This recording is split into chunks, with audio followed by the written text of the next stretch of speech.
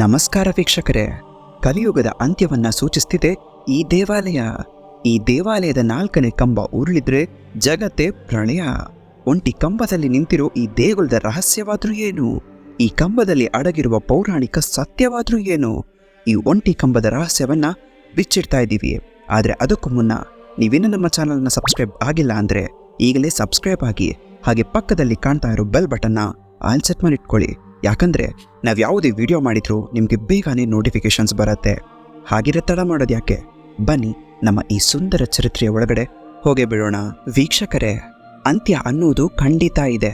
ಭೂಮಿಗೂ ಅಂತ್ಯ ಅನ್ನೋದಿದೆ, ಮನುಷ್ಯನಿಗೂ ಅಂತ್ಯ ಅನ್ನೋದು ಇದ್ದೇ ಇದೆ. ಆದ್ರೆ ಅದೊಂದು ದೇಗುಲದಲ್ಲಿನ ಕಂಬ ಧರೆಗೂಡಲಿದ್ರೆ ಇಡೀ ಭೂಮಂಡಲವೇ ಛಿದ್ರ ಛಿದ್ರವಾಗುತ್ತಂತೆ.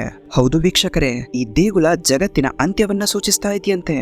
ಸಾಕ್ಷಾತ್ ಕೇದಾರನಾಥ ಈ ಕಲಿಯುಗ ಅಂತ್ಯ ಆಗತ್ತೆ ಅಂತ ಸೂಚನೆ ಕೊಡ್ತಾ ಇದ್ದಾನೆ.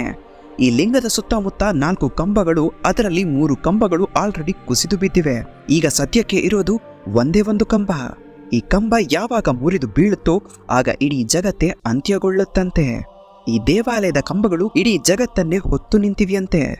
ಒಂದೊಂದು ಕಂಬವೂ ಕೂಡ ಒಂದೊಂದು ಯುಗವನ್ನ ಬಿಂಬಿಸ್ತಿದ್ದು, ಕೃತಯುಗ, ತ್ರೇತಾಯುಗ, ದ್ವಾಪರ ಯುಗ ಮತ್ತು ಕಲಿಯುಗ ಅಂತ ಪ್ರಸಿದ್ಧಿಯನ್ನ ಹೊಂದಿವೆ. ಒಟ್ಟು 4 ಯುಗಗಳಿವೆ. ಅದೇ ತರ ಈ ದೇವಾಲಯದಲ್ಲಿ 4 ಕಂಬಗಳಿವೆ. ಆದ್ರೆ ಅದರಲ್ಲಿ ಆಲ್ರೆಡಿ 3 ಕಂಬಗಳು ಮುರಿದು ಬಿದ್ದೇ ಹೋಗಿವೆ. ಅಂದ್ರೆ 3 ಯುಗಗಳು ಮುಗಿದಿವೆ ಎಂದರ್ಥ. ಇನ್ನ ಉಳಿದಿರೋ ಕಂಬ ಈಗ ಇರುವ ಕಲಿಯುಗವನ್ನ ಸೂಚಿಸ್ತಾ ಇದೆಯಂತೆ. ಕಲಿಯುಗ ಅಂತ್ಯವನ್ನ ಸೂಚಿಸ್ತಾ ಇರೋ ಈ ದೇವಾಲಯ ಇರೋದಾದ್ರೂ ಎಲ್ಲಿ ಅನ್ನೋ ಒಂದು ಪ್ರಶ್ನೆ ನಿಮ್ಮ ಮನಸ್ಸಿನಲ್ಲಿ ಕಾಡ್ತಾ ಇರುತ್ತೆ. ಹಾಗಾದ್ರೆ ಈ ದೇವಾಲಯ ಎಲ್ಲಿದೆ ಅಂತ ಈಗ ಹೇಳ್ತಾ ಇದ್ದೀನಿ, ದಯಮಾಡಿ ಗಮನವಿಟ್ಟು ಕೇಳಿಸ್ಕೊಳ್ಳಿ. ಮಹಾರಾಷ್ಟ್ರದ ಅಹಮದ್ ನಗರದಿಂದ ಸ್ವಲ್ಪವೇ ದೂರದಲ್ಲಿರೋ ಹರಿಶ್ಚಂದ್ರ ಗಢದಲ್ಲಿ ಈ ಒಂದು ದೇವಾಲಯವಿದೆ. 11ನೇ ಶತಮಾನದಲ್ಲಿ ಇಲ್ಲಿ ಗುಹೆಯನ್ನ ಕೆತ್ತಲಾಗಿದೆ. ಈ ಪ್ರದೇಶದ ಕುರಿತು ಮತ್ಸ್ಯ ಪುರಾಣ, ಅಗ್ನಿ ಪುರಾಣ ಮತ್ತು ಸ್ಕಂದ ಪುರಾಣದಲ್ಲೂ ಉಲ್ಲೇಖಿತವಾಗಿದೆಯಂತೆ ವೀಕ್ಷಕರೇ. ಹೀಗೆ ಪೌರಾಣಿಕ ಇತಿಹಾಸವನ್ನ ಹೊಂದಿರೋ ಪ್ರದೇಶದಲ್ಲಿ ಕಲಿಯುಗದ ಅಂತ್ಯವನ್ನು ಸೂಚಿಸುತ್ತಾ ಕುಳಿತಿದ್ದಾನೆ ಸಾಕ್ಷಾತ್ ಕೇದಾರನಾಥ ಸ್ವಾಮಿ. ಸೊ ನೋಡಿದ್ರಲ್ಲ ವೀಕ್ಷಕರೇ, ಇಡೀ ಜಗತ್ತನ್ನೇ ನಾಶ ಮಾಡಲು ಈ ಒಂಟಿ ಕಂಬ ಹೇಗೆ ಕಾಯುತ್ತಿದೆ ಅಂತ.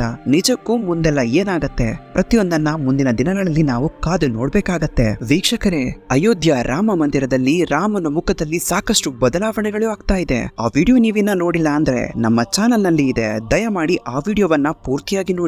ಮಂಗಳಮುಖಿಯರು ಸತ್ತಾಗ ಯಾವ ರೀತಿ ಅವರ ಒಂದು ಶವ ಸಂಸ್ಕಾರವನ್ನ ಮಾಡ್ತಾರೆ ಅನ್ನೋದ್ರ ಬಗ್ಗೆ ಹೇಳಿದೀನಿ. ನೀವಿನ್ನ ಆ ವಿಡಿಯೋವನ್ನ ನೋಡಿಲ್ಲ ಅಂದ್ರೆ ನಮ್ಮ ಚಾನಲ್ ನಲ್ಲಿ ಇರುತ್ತೆ, ದಯಮಾಡಿ ಹೋಗಿ ಒಮ್ಮೆ ಭೇಟಿ ಕೊಟ್ಟು ಆ ವಿಡಿಯೋವನ್ನ ಸಹ ಪೂರ್ತಿಯಾಗಿ ನೋಡಿ ತಿಳಿದುಕೊಳ್ಳಿ. ಒಂದು ಪುಟ್ಟ ಕಂದಮ್ಮ ಇಡೀ ಗಿನ್ನೆಸ್ ದಾಖಲೆಯನ್ನೇ ಮುರಿದಿದೆ.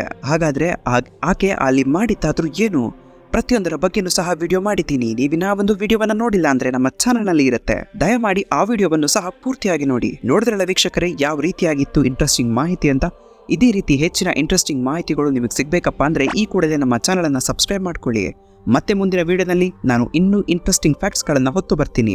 ಅಲ್ಲಿವರೆಗೂ ನಮ್ಮ ಚಾನಲ್ ಅನ್ನ ಮಿಸ್ ಮಾಡ್ಕೊಂತಾ ಇರಿ. ವಿಡಿಯೋ ನೋಡಿದ್ದಕ್ಕಾಗಿ ನಿಮಗೆಲ್ಲರಿಗೂ ಧನ್ಯವಾದಗಳು ವೀಕ್ಷಕರೇ.